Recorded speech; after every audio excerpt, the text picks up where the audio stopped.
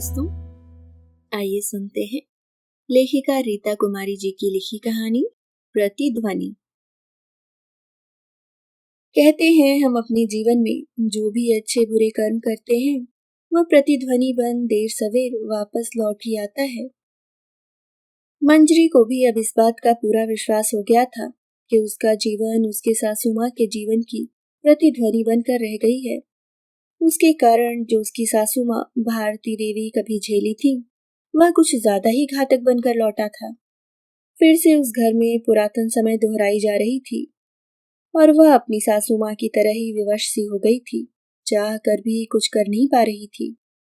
अब उसे अच्छी तरह से समझ में आ गया था कि वक्त कहाँ बदला है, बस आदमी की जगह बदल जाती है। बहू अब सास बन गई थी।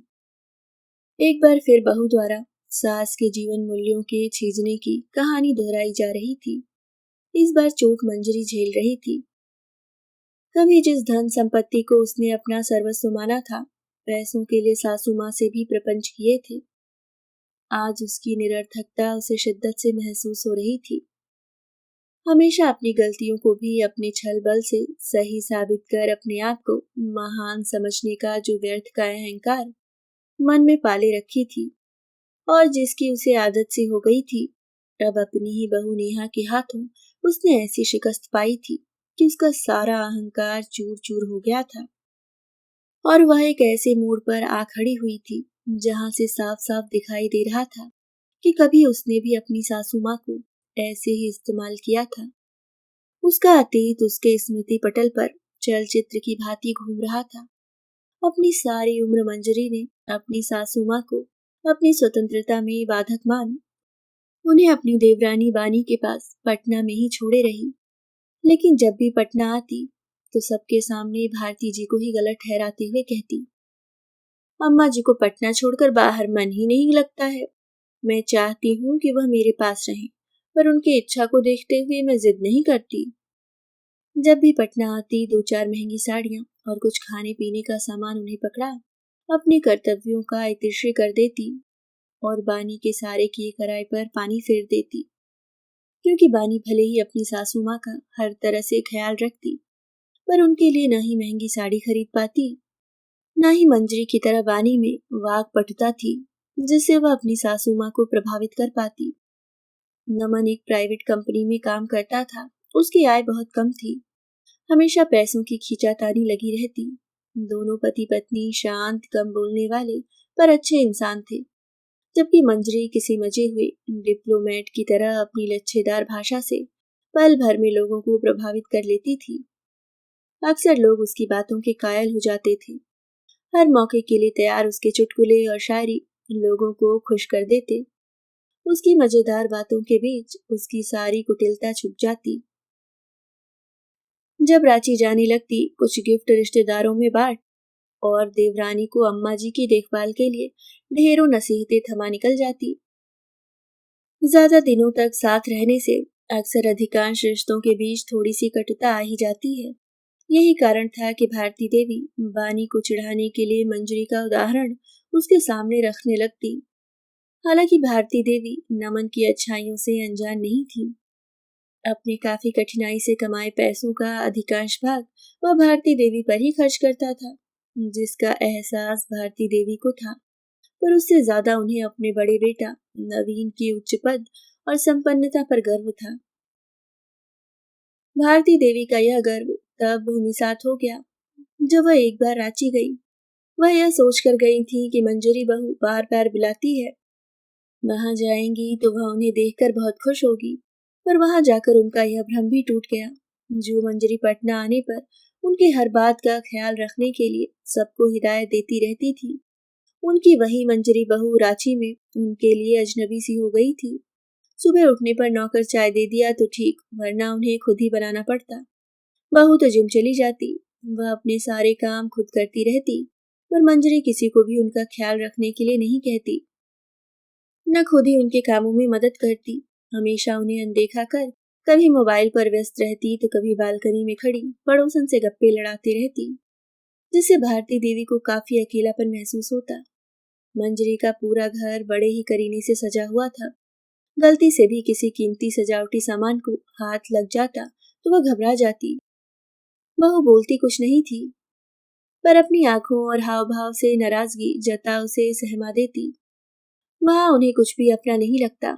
जब नवीन ऑफिस से आता तो जरूर कहता, अम्मा आप ठीक तो हैं? मन लग रहा है ना? किसी चीज की जरूरत हो तो बता दीजिएगा। फिर भी महीना भर रहने गई भारती जी सिर्फ 10 दिनों में ही उसी बानी के पास आने के लिए छटपटा उठी थी, जिसको वह अक्सर मंजरी का उदाहरण देती रहती थी। अब अपनी उसी आदर्श बहू मंजरी के पास जाकर उनका यह हाल था कि सोफे के कोने में दिन भर डरी सहमी बैठी रहती थी। किसी तरह 15 दिनों का काला पानी काट कर पटना लौट आई तो दोबारा वहां कभी जाने का नाम नहीं ली और न ही कभी मंजरी का उदाहरण बानी को दिया।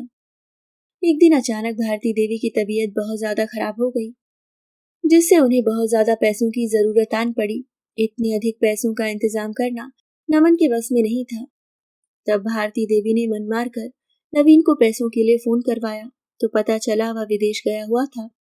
मंजरी पैसा भेजने के बदले फोन पर तरह तरह के बहाने बनाती रही और उनकी बीमारी के विषय में नवीन को सूचित करना भी जरूरी नहीं समझा।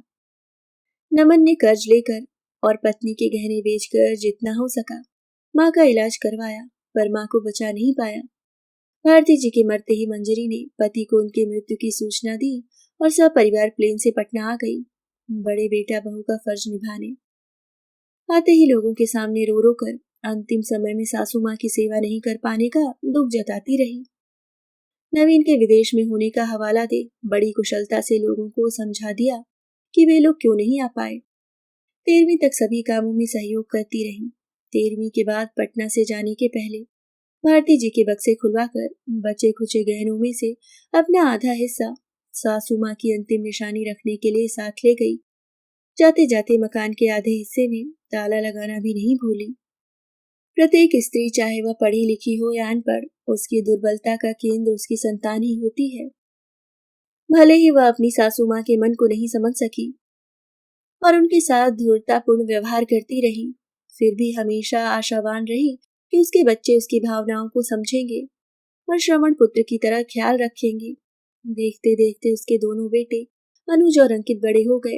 अनुज बैंक में अधिकारी बना और अंकित सिविल सर्विसेज में सेलेक्ट होकर ITO बन गया। एक अच्छी लड़की देख अनुज की शादी कर दी। अनुज की पत्नी भूमिका सीधी सादी घरेलू लड़की थी, जो अपनी सास की हर बात मानती थी और उसका पूरा ख्याल रखती थी।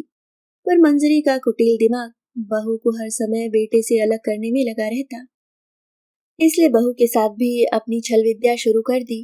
वह बेटे के सामने मीठी बनी रहती और बहू का जीना हराम किए रहती। उन्हीं दिनों अचानक हार्ट अटैक से नवीन जी की मृत्यु हो गई।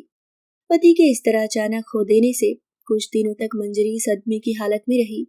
फिर धीरे धीरे वह सामान्य हुई तो रिश्तेदारों और पड़ोसियों की सहानुभूति पाने के लिए छोटी छोटी बातों में बहू को अपराधी बनाने लगी और बात बात पर वृद्धाश्रम जाने की धमकी देने लगी। बेटा तो माँ के नस नस से परिचित था, इसलिए उसने अपना ट्रांसफर रांची से दूर मुंबई में करवा लिया और मंजरी देवी को अंकित के पास कानपुर यह कहकर भेज दिया कि अंकित अकेले है, उसे अभी आपकी जरूरत है। कानपुर में अंकित के घर उसकी प्राइवेट सेक्रेटरी रमा आती जाती थी। गातूनी और हंसमुख रमा मंजरी को अच्छी लगती थी, फिर भी उसने सपने में भी रमा को अपनी बहू बनाने की कल्पना नहीं की थी। पर एक दिन जब अचानक अंकित कोर्ट में शादी कर रमा को घर ले आया, मंजरी पर जैसे वज्रपात हो गया। यह सब उसके नाक के नीचे हुआ और उसे भनक तक नहीं लगी।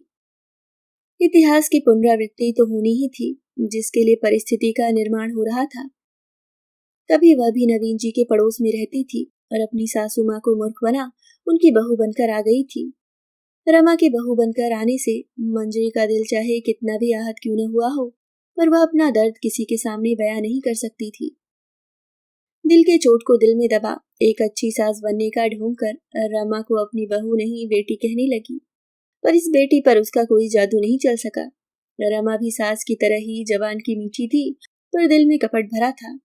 ऊपर से भले ही माँ कहती, पर मन ही मन सासू माँ को अपना प्रतिद्वंदी मानती थी।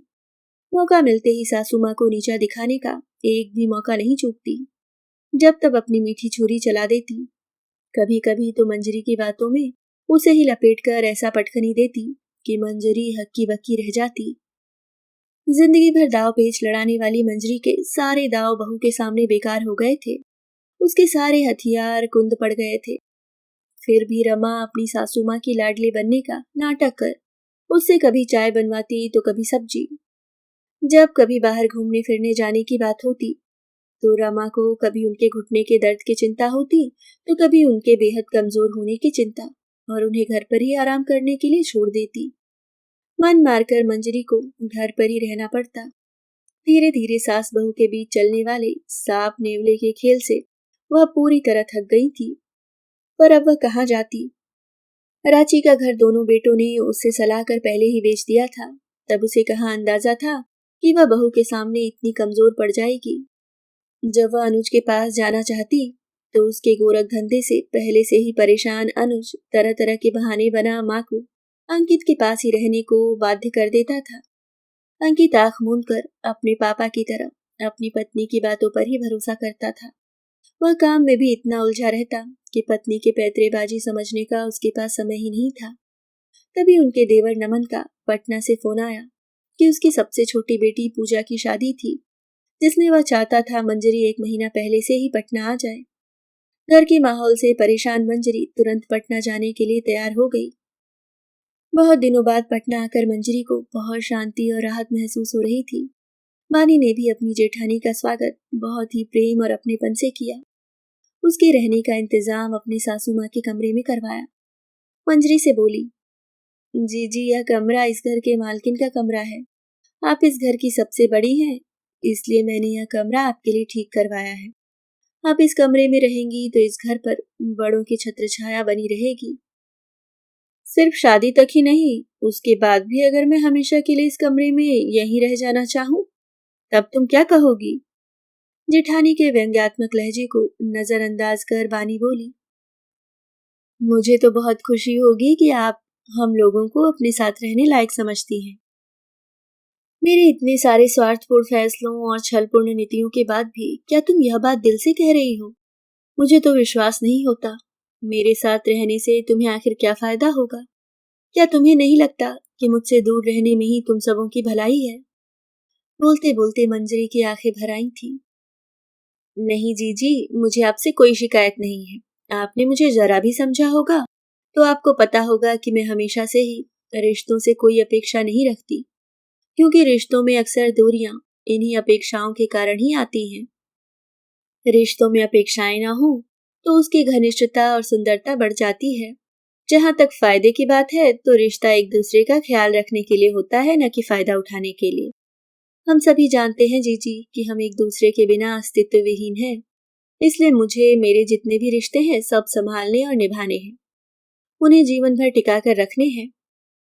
करीब करीब हम सभी के बच्चे परिस्थितिवश दूर दूर जा बसे हैं, तो हमें ही एक दूसरे का साथ देना होगा, एक दूसरे का ख्याल रखना होगा। इसलिए सब बिसार कर एक नई शुरुआत करनी ही होगी। मंजरी की आंखों में आंसू देख बानी उठकर अपने आंचल से उसकी आंखों के आंसू पोंछते हुए बोली, लगता है आपके किसी अपने ने गहरी चोट दी है, पर चिंता की कोई बात नहीं, मलहम भी आपका अपना ही कोई लगाएगा।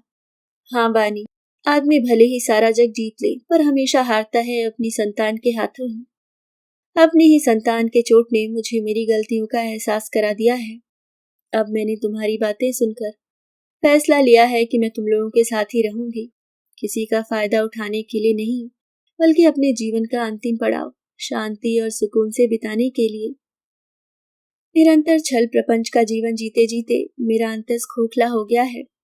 मैंने सारी उम्र सिर्फ आदमियों का इस्तेमाल करना ही सीखा है, पर अब जब मैं जीवन के अंतिम पड़ाव पर हूँ, मुझे लगता है कि धन संपत्ति को सहेजने से ज्यादा महत्वपूर्ण है अपने रिश्ते नातों को सहेजना, दूसरों के लिए कुछ अच्छा करना। इसलिए मैंने फैसला किया है कि अपने बाकी के जीवन और धन जरूरतमंदों की मदद करने में लगा दूंगी। बच्चे अपने जीवन में जहाँ रहें, सुखी रहें, खुश रहें, और हम अपने जीवन में। अब आगे इस काम में तुम मेरी मदद करोगी। ये लो चाबियां और उन सभी कमरों के ताले खोल दो जिन्हें कभी मैंने बंद किया था, ताकि कमरों का सही उपयोग हो सके। जो हुकुम मेरी जेठानी जी। हाथ बढ़ाकर चाबी संभालते हुए बानी हंस पड़ी। अभी आप सुन रहे थे रीता कुमारी जी की लिखी कहानी प्रतिध्वनि।